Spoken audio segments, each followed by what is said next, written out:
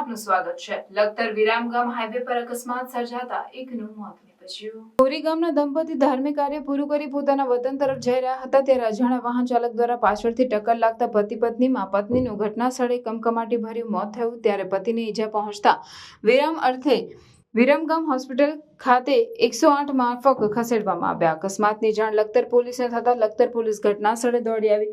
લખતર વિરમગામ પાસે હાઈવે પર ઘણા સમયથી અકસ્માતના બનાવો સામે આવી રહ્યા છે ત્યારે આજે ફરી બે બાઇક વચ્ચે અકસ્માત સર્જાતા એક મહિલાનું મોત થયું। લખતર વિરમગામ હાઈવે પર આવેલ બાબાજીપરા અને વિઠલાપરા વચ્ચે બે બાઇક વચ્ચે અકસ્માત સર્જાતા બાઇકમાં સવાર એક મહિલાનું મોત થયું હતું। વિરમગામ તાલુકાના નાની થુરી ગામના વતની રાજુભાઈ અધારા તથા તેમના પત્ની સોનલબેન અઘારા વિઠ્ઠલગઢ ગામે ધાર્મિક કામ અર્થે આવેલા હતા।